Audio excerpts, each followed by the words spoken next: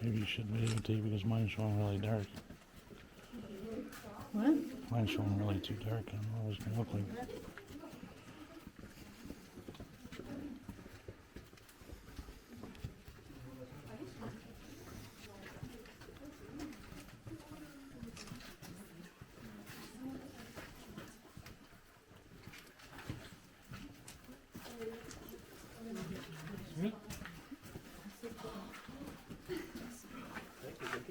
Ooh. It's slippery, Gaming.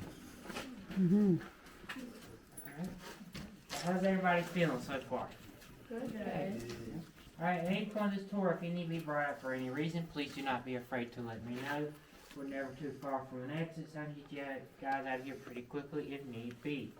Alright, what you see here behind me, that is the deepest point of the cavern at 65 feet below the surface. We call it the basement. Usually we would go through the basement to get to the first official tour room, but since it is quite flooded, we'll have to take our alternative passageway known as the tuck and squeeze, which is conveniently located just to the right of us. Oh my lordy. I'm just messing with you guys. The real tuck and squeeze is right over here. It is a passageway about 4 feet tall and 2 feet wide. On the other side there will be a ramp going up. That ramp is very slippery. There is a handrail, so I would advise you guys to please use the handrail. Alright, is there any questions? Alright, if you guys want to follow me, just watch your head and watch your step.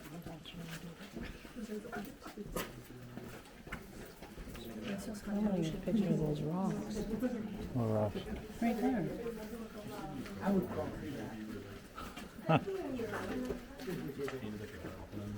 Go ahead. I never saw the cave tour and he like jumps out of Maybe it was here. Yeah, probably. It's like a cross country road trip.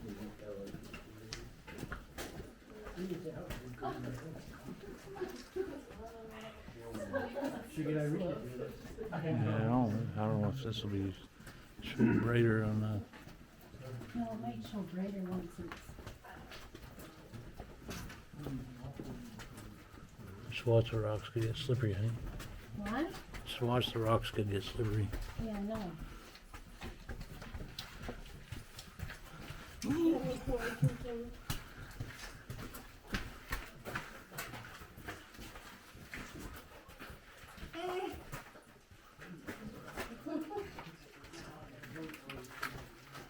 I have to work on that one.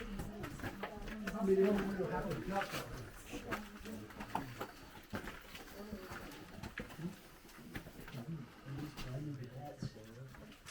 Oh, I wouldn't be. Welcome to our wedding room. The reason we call it that is we do host weddings in here. On average, we do about 2 to 3 a year. Now, we also call it that because two special formations. Pretty cool, we huh? have named the wedding cake and the pipe organ. The wedding cake is this big one you see right behind me. Now, the pipe organ is just behind it to the left. And that is what we to provide the music for your weddings with. There's a lot of people who don't like to use them because they only play rock music.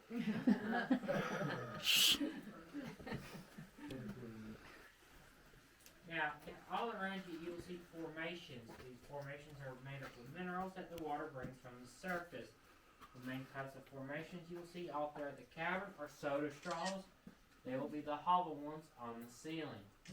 Now, as that mineral water seeps to the center of them up, it hardens them up, and they become what are known as stalactites. Water that drips off the ceiling is going to form the ones you see on the floor of the cavern, known as stalagmites. Now, a stalactite and a stalagmite continue to grow. They form what are known as columns. Now, it takes each formation 100 years to grow 1 cubic inch. Now, lastly are the ones you'll see on the wall. these are called cave draperies.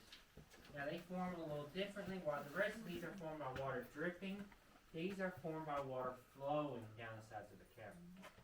Now cave draperies do have a lot of nicknames. People call them angel wings, bat wings, elephant ears.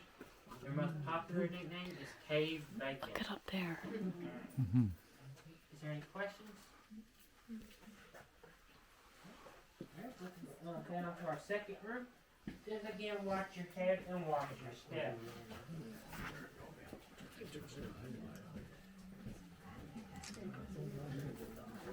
That already happens. So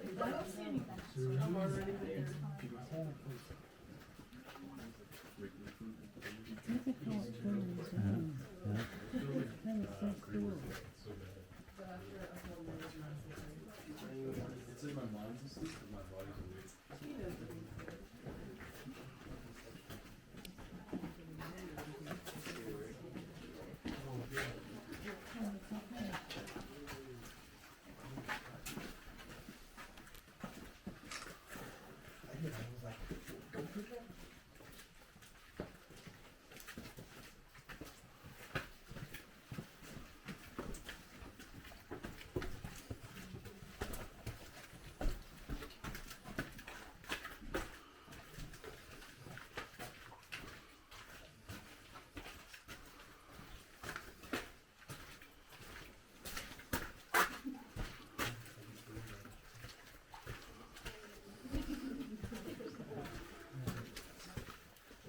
We do probably have a good chance of seeing a bat today.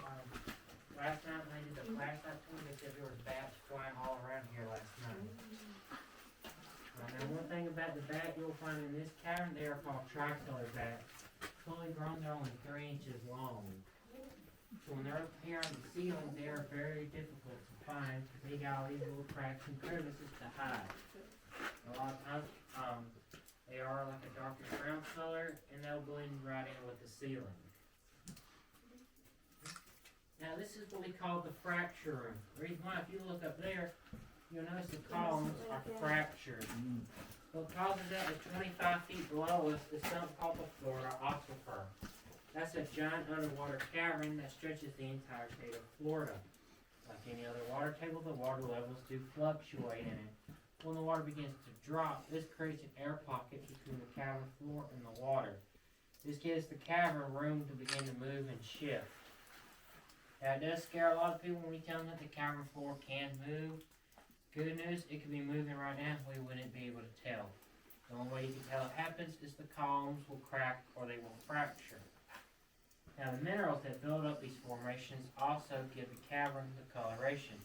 Mineral calcite, which comes from bones and seashells, gives the cavern the white coloration.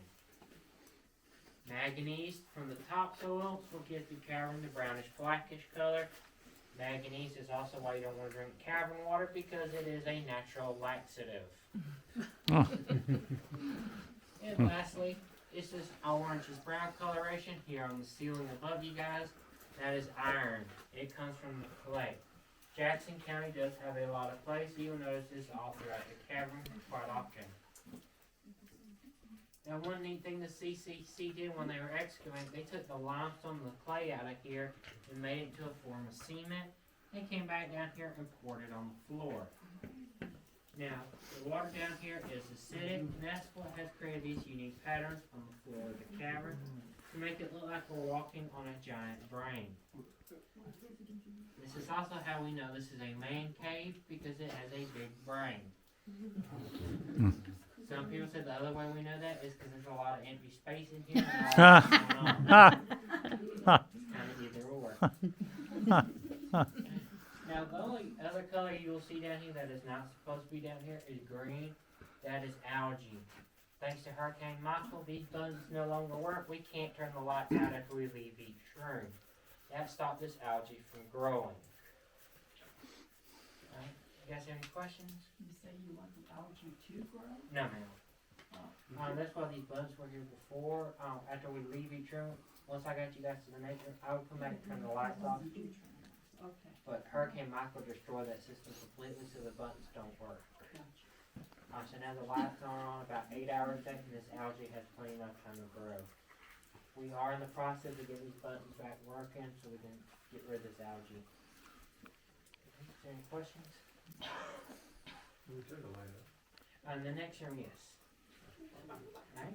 Is there any other questions? Was the entire cave flooded during the hurricane? Some parts of it did flood with not only water but mud. Now, a few weeks ago, severe storms hit not only us but parts of Alabama where the Chipola River flows. So the cavern was actually getting flooded by two sources of water: the aquifer in this front part, and then the Chipola River in the back part. There were some places to get to the cavern we had to go underneath the water. Yeah, we did that about once and never again. We were over half the cavern was closed. Like our wedding room and front entrance where we came in, we could not get to it at all. And it took the water about 2 weeks for us to get to all the rest of the cavern. If anyone make over to this way, just watch your step and watch your step.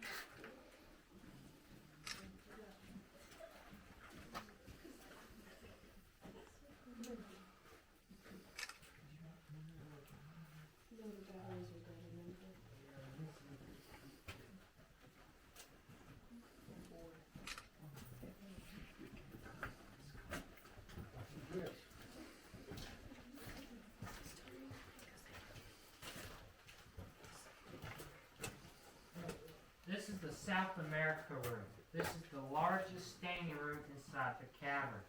How it got its name is due to another type of formation called a rimstone pool. The one in here is shaped like South America. How these pools are formed, as I was saying, you got the water down here is acidic. In some places where the water is able to sit long enough, the acid has time to sit there and dissolve the limestone to form these pools. Now the acid you will find down here is carbonic acid. Same acid you will find in soda. Yeah, if you compare the two, the one in soda is actually 150 times stronger than the one down here. Kind of makes you wonder what it does to our insides.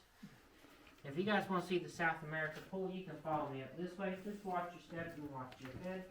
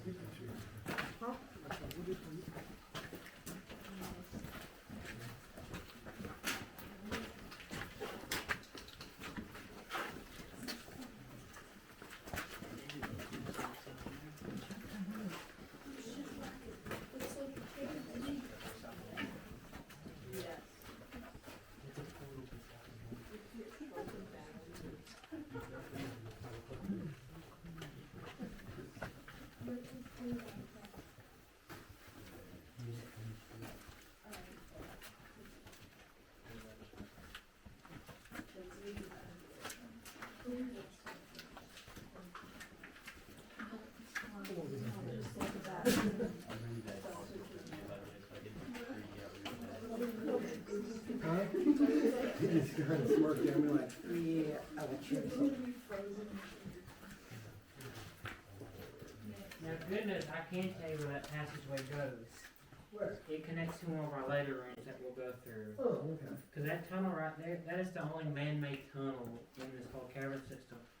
Because this room and the room that's next to us was not actually connected. And so to get to that room, we would have had to walk all the way around to there, loop all the way back, then get to the exit, go back that way, and it made it kind of difficult with tours when people, walking past each other. So the CCC actually excavated that tunnel. It's the only man-made tunnel in this cavern. Trying to make tours, one way. Yeah. Now, this is the room. I can turn the lights off to show you what a cavern actually looks like. Now, before I do that, is there anybody scared of the dark? No, just me? Okay. Now, before I turn the lights, if y'all don't mind just coming back down to the main part of the room. And if you have your phones out, please darken your phone screens. Or if you have a smartwatch, please cover up the screen of your watch.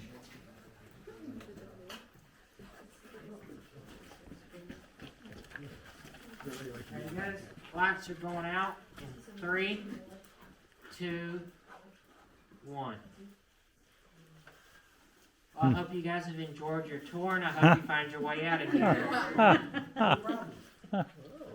Now, in 1937, when they started working the cavern, through 1941, it was all being done by oil lantern by the CCC. This is how much light they would have had while they were down here. Oh, nice. As you see, that's not a lot of light to be working in.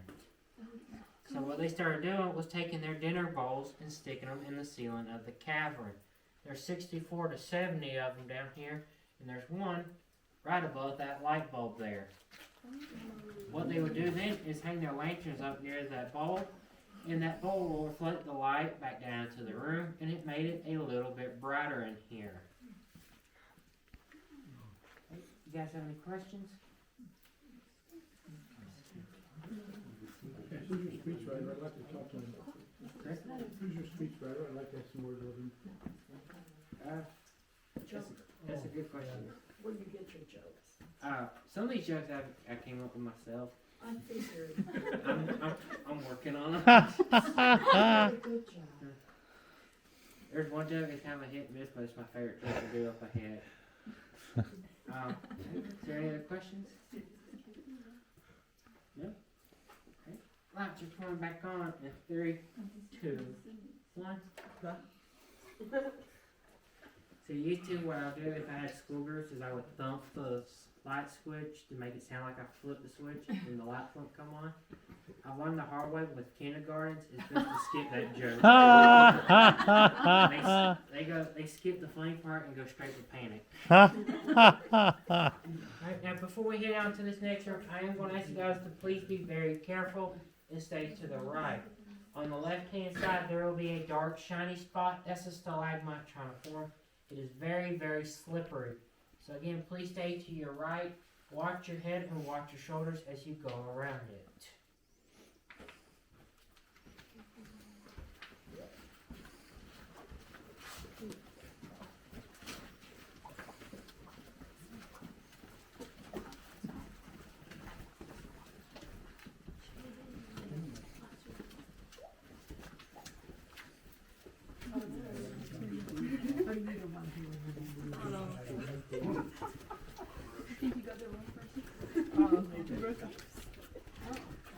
It's all wet on this side. It's all wet on this side. You don't mind if I slide right down into you, no? Oh, not at all. You can stop me, no? I don't think so. Duck. I almost didn't. You would have felt it.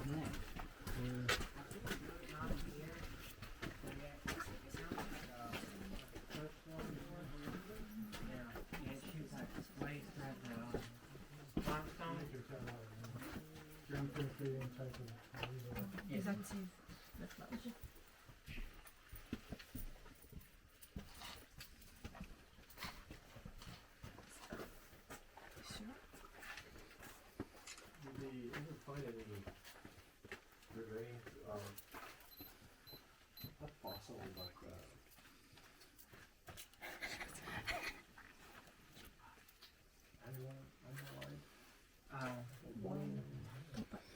They actually found shark's teeth in here. They were where you could see them, and over the years, somebody actually did manage to steal them. Now in this room, you can actually see a lot of seashells in the ceiling. Yeah, this is the only type of fossil you'll find out here is shells and a coral or something like that. Because that's one thing about Florida, you will never find any dinosaur bones. Because during that time, you know, all of Florida was once under the ocean. Now you can find Ice Age animal bones, like our first stories, you know, mastodons. Or not far from where I live, a guy was actually trying to dig up arrowheads and found the skull of a saber-toothed tiger. Yeah. But see, because how this type of limestone all around us is formed is during those millions of years of Florida being under the ocean. These shells, the pieces of the coral, you know, sank to the ocean floor and was compacted with the sand by the weight of the ocean on top. Then as Florida rose out of the ocean, the Chipola River used to flow through here, and it's what carved out the cavern through the stone. Now, this is what we call the waterfall room because of these two big formations you see here and here. When water flows down them, it looks just like a waterfall as it flows down them and fills up these rimstone pools at the base of them. Now, this room is why I like to say the cavern is alive because it has a heart. You guys look back there on the wall and you will see the heart of the cavern.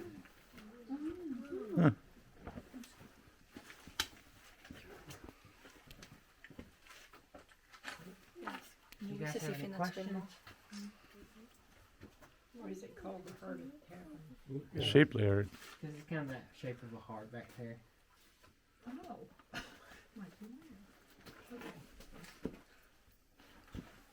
Now in this area there was artifacts that found of Native Americans. This is the only cavern to believe not to be used by them. Either they didn't know it was here, or with it being 2 to 3 feet tall, they had no use for it. Is there any other questions? Right, this next passage we'll have to take is called the Emerald Forest. And again, you guys are going to stay to your right. There should be 2 holes on your left. Watch your head. There's some low hanging formations. As we exit the passageway, it is going to do a little bit of a slope and it's going to get slippery. So please be very, very careful. Did you get up in there then? Yeah.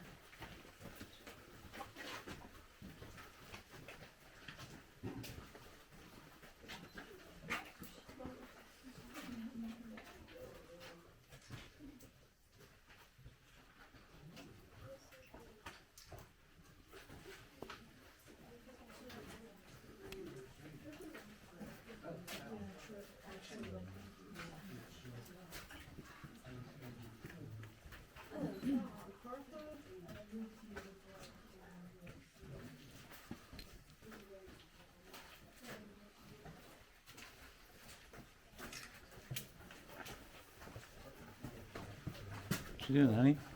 Taking pictures. Kind of cool, huh? It is cool. The shape of some of these. Huh? Look at the shapes of some of these.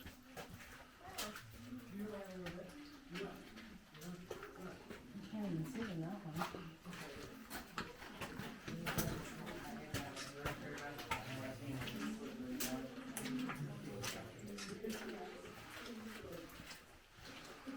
I wouldn't want to get one of these sharp things in the head. Oh, I know.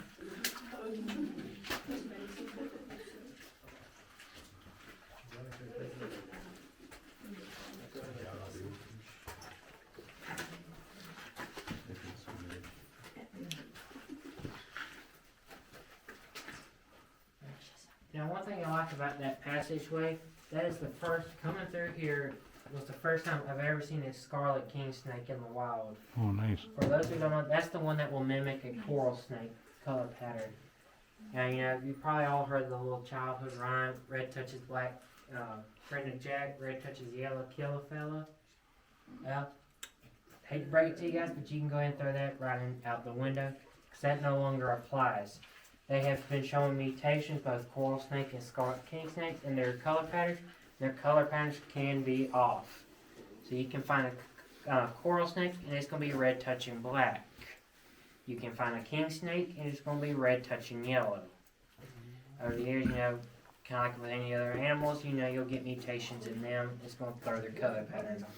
That's why it's best if you see a red, black, and yellow snake, or with any other snakes, better to give it a little distance. Now, this is called the original discovery room. This is where the cavern was first discovered by Mr. Chalifot. It's also where the CCC would have came in and out while they were working down here. If you look right back up there, where those rocks are piled up in the very back, that's the original entryway to the cavern. Now, thanks to some teenagers during the 60s and 70s coming down here, shattering formations, we did have to seal it up.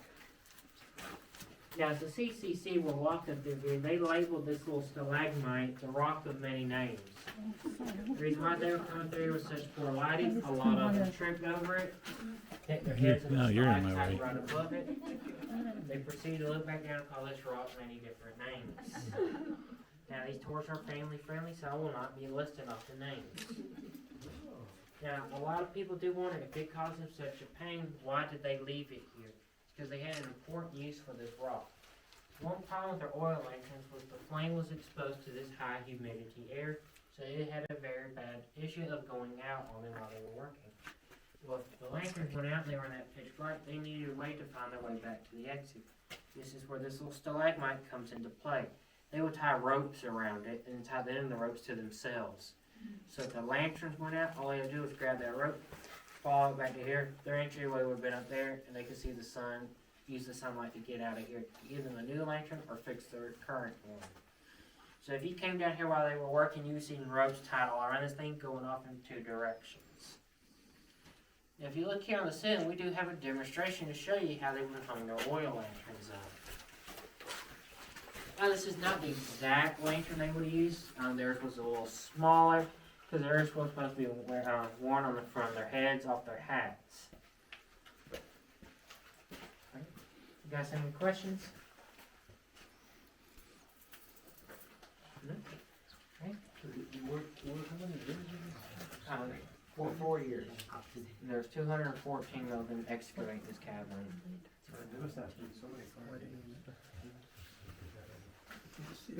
This is the only cave in Florida, right? There's caverns all in Florida. This is the only one that does tours in it. Because a lot of them are submerged. Now, some of them in the park have actually naturally collapsed. So that's why those are off limits. So will this one eventually collapse? Or is it... Not today, hopefully. That's probably not for thousands of years. Because it doesn't have water going through it like the other ones do, so it's not deteriorating it, right? Because it's very rare for the cavern to fill up like it did a few weeks ago. Now you will notice some like cracks in the ceiling because they did learn, if they touch the ceiling too much, limestone will collapse.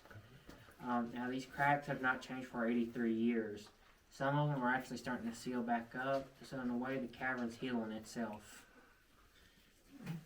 That's cool. As you guys make your way down this pathway, please be very careful. It is very slippery.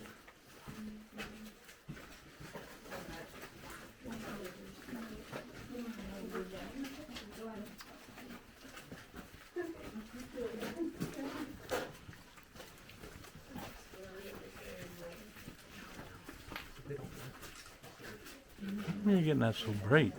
What? How are you imagining it that so bright with a flash on?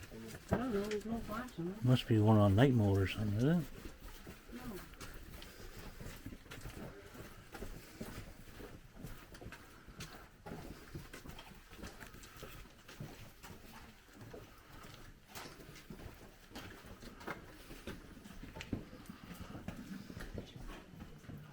We can find at least one back.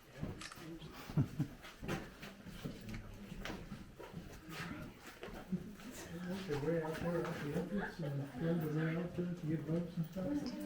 They use natural air vents. Those are just little holes that So they can kind of, wherever they can find them. Yes. This is what they're usually doing during the nighttime when you see them flying over there. They're actually mapping out the cavern using their echolocation, and that's how they'll find them in the holes.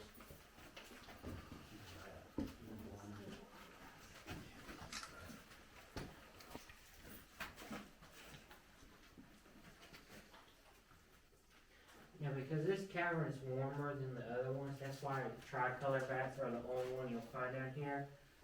Because this cavern is more suitable to the temperatures that tricolors enjoy.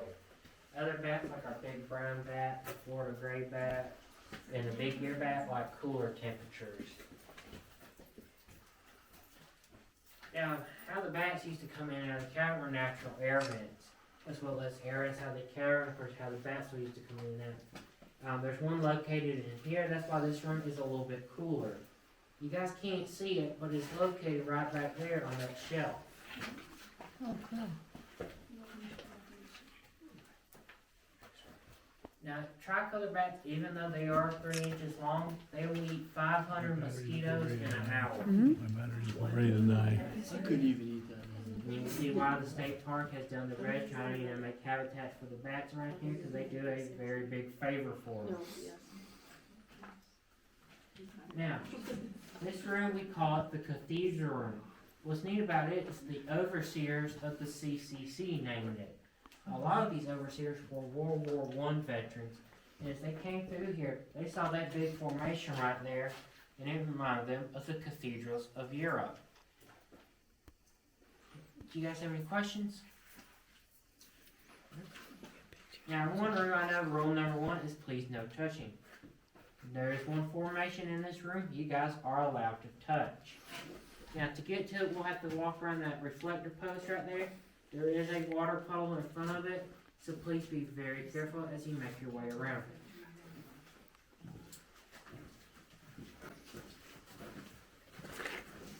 it. I should have brought my other battery packs in my pocket. Mm-hmm.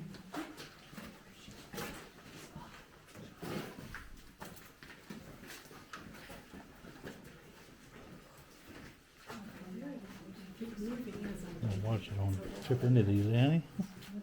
Watch you don't trip into those.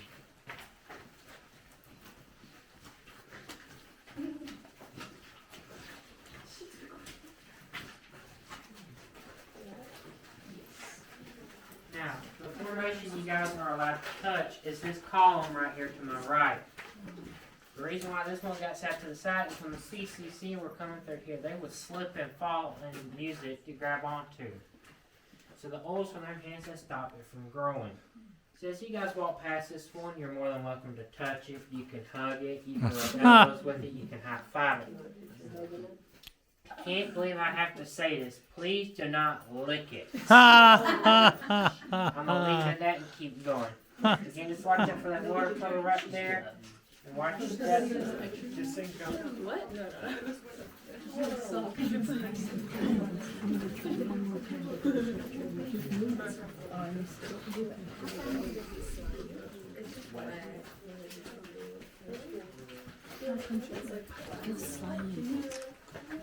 Okay, no licking it, Gammy. What's that? No licking it.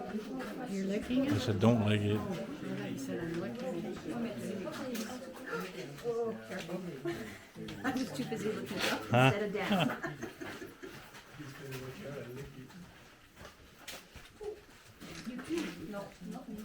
Kind of cool.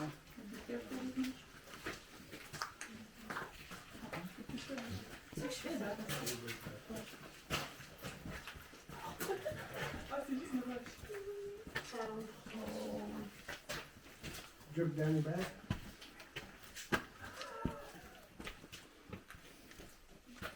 So how was the water coming out of there then? I guess from inside the rock. You didn't touch it, Gammy? Yeah, I did. Oh, did you? Now the formations have more of a sandpaper feel to them. Just over the years that one has been rubbed smooth. Now the passage we're about to go through now is called the catacombs. So where you can see the average height of the cavern before excavation to the left. Now these steps are kind of slippery, so please be very careful. watch your step and watch your head as you make your We way gotta down. go this way. Yeah, no, so Otherwise, you guys can please use the handrails.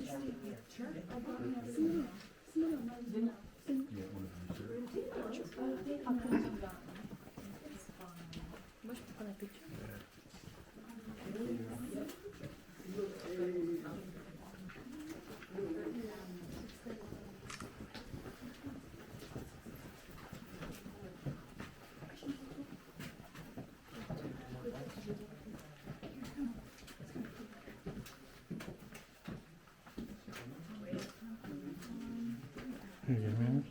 Son? Come here. See if we can. I don't know how well it's gonna show. All this we downgraded or Airbnb. Right here.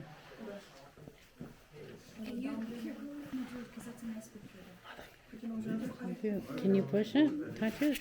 You're not really in it, though. Ready?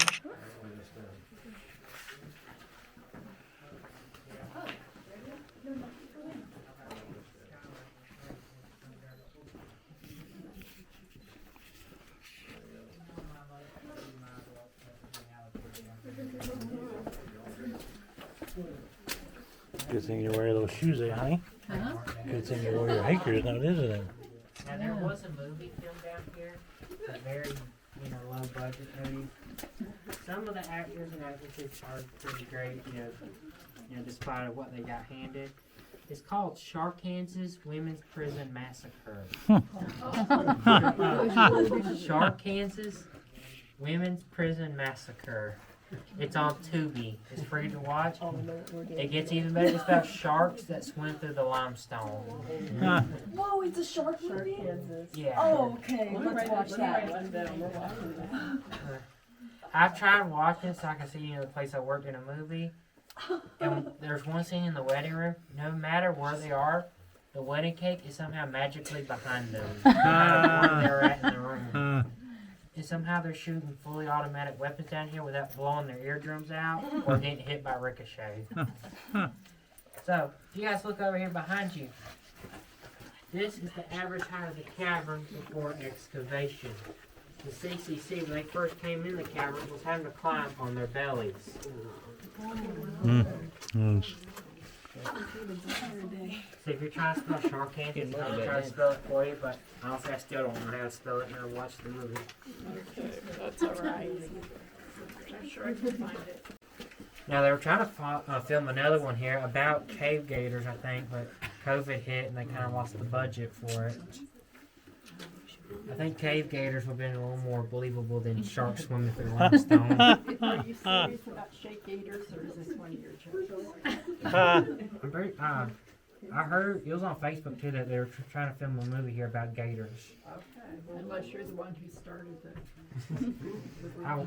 I wish that was my idea and I got to try to film it because it would probably been a very good movie. But alright, you guys have any questions? No? Alright, we'll go ahead and make our way through here. Just watch your step and watch your head. This passageway is going to get kind of low.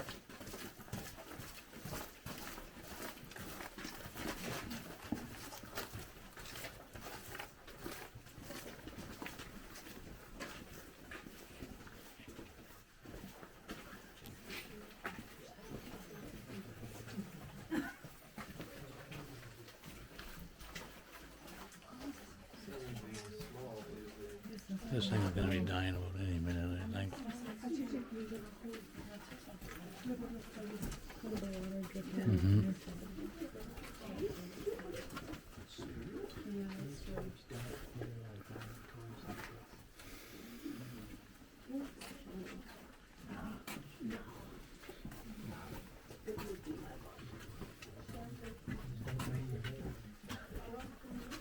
I know how many people got stitches through here.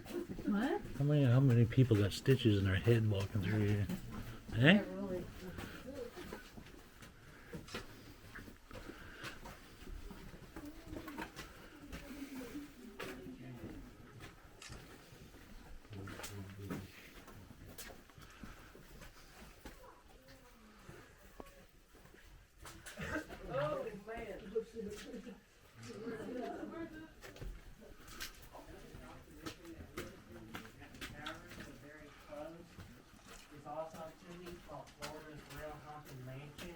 about the Russ House.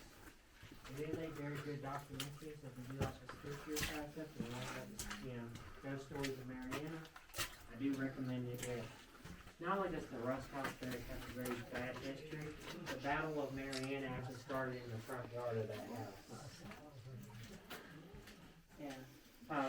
Mariana was the site of a Civil War battle, kind of late in the war. Wasn't a very small battle, but they said it was kind of very intense because they were so close to each other, fighting in the alleyways. They were probably about 3 or 4 feet away from each other shooting. There was a small Confederate militia made up of people from Mariana, a small Confederate army, and the Union marched through here on its way to Tallahassee. Well, during the battle, the Confederate army retreated to Tallahassee to make defenses. Well, some of the militia were trying to stay back and try to hold them off. Actually, when some of the Mariana's militia tried to surrender, some of the Union soldiers shot them. And when that happened, some of the other men on the Mariana picked up their rifles and decided to fight back. And at the end of the battle, it's estimated over 25% of Mariana's male population was gone. And they said even the town doctor was caught up, and his body was not recognizable after the battle. Yeah, like I said, it's a very short, brief battle, but they said it was probably one of the, when it comes to how close it was, probably one of the bloodiest ones. Now, our round room is sadly closed today because it is still flooded. That's why that little white marker is there for us. So now it's time for this passageway right behind me. It's called Tall Man's Torture, Short Man's Revenge. It's about 4 feet tall for 20 feet or so, and on the other side there's a stalactite waiting for us. I will go first and cover that stalactite up and help guide you guys through it. So please be very careful. Watch your head and watch your step. There is a giant water puddle there to the right, so be wary of that as well.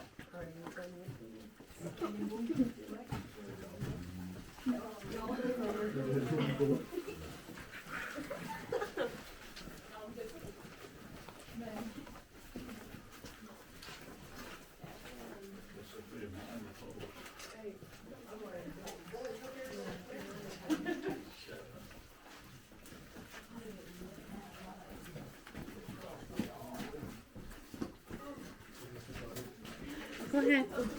Really? I just want your pictures.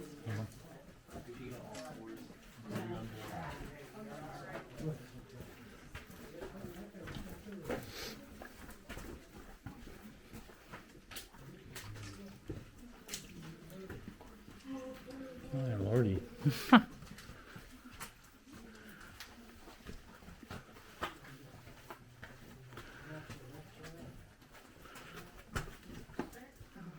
Yeah, and also I've had people, had a person slip and they grabbed onto a formation, and honestly the ranger said they would rather that than somebody fall and bust their head on the floor. Because sadly, statistically speaking, probably not the first time that formation's been touched. How many people walk out of here with stitches in their head? Thankfully, not very many. Really? Every happens once. It's actually very, very rare. I've never had it happen. Most of the tour guides have never had it happen in a very, very long time. Good. Okay.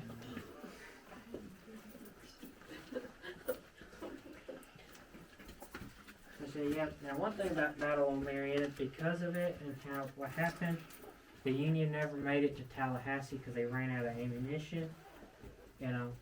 Tallahassee is the only Confederate capital not to surrender during the war.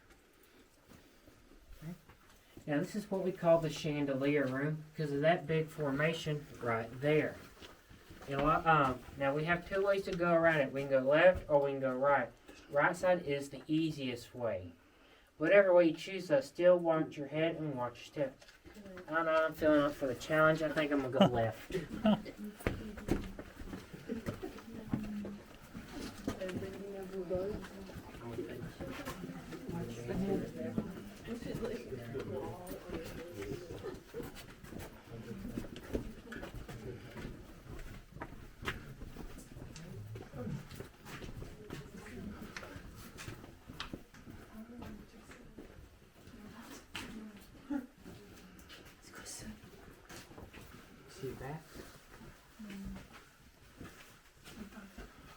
she thought.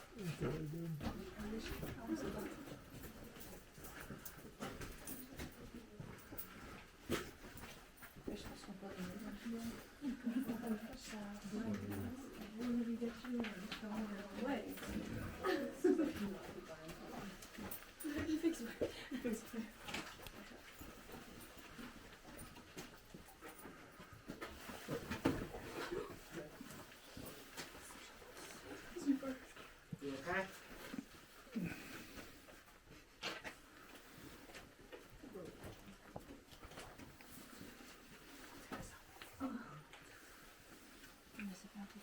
Well, guys, sadly, we have reached the end of the tour. Before I let you guys out of here, do you have any final questions for me? Are there any other creatures that live in here besides the ducks? We have cave crickets and salamanders. Cave crickets, the best way to describe them is if you took a cockroach, a spider, and a cricket and mashed it up into one animal. And what's kind of even freakier about them is they do eat bat poop and other dead organic materials. And the food is very hard to come by. They will eat their own back legs. Yeah. Not do that. Yeah, it's just weird little critters. Now, what's kind of neat about them is because they're low So do I. kind of tone chirping sound, and they do make a very weird noise. It's probably as the reason why there's rumors of the cavern being haunted. Because if you hear a cave cricket chirping from 2 rooms away, because it is kind of low, it will sound like somebody's mumbling in the next room. Yeah, and so when you come down here by yourself and you hear people talking, you're not going to go, oh, that's a cave cricket. You're going to go, this cavern's haunted, I'm getting out of here. Now, if I say I've been here for 200 years, I haven't seen a ghost yet. Now, we do have nature trails. As you guys exit the cavern, you're more than welcome to try out. As you exit the cavern, the first one will be on your right. It's called the Beach Magnolia Trail. It's going to loop around. It'll be a 15-minute walk to the back side of the museum. If you follow the sidewalk, you will see the Bluff Trail. That's a 45-minute hike to our parking lot. Now, if you follow the sidewalk and go past the Bluff Trail, you'll see the Side Door Trail. That is going to be your easiest and quickest way back to the museum, gift shop, parking lot area. Right? Well, I hope you guys have a great rest of your day. I hope you've enjoyed the tour. Just please be very careful as you exit the cavern. There is still going to be some low spots before you get out from underneath the limestone. Okay? You guys can follow me.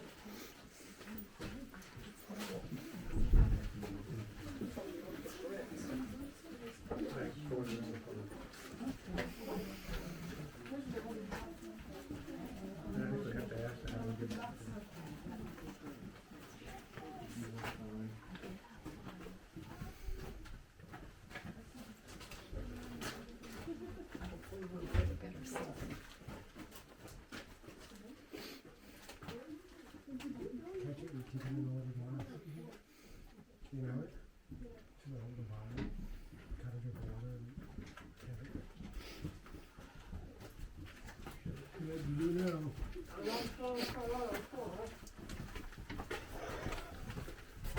Well, then I don't have another container. Anything about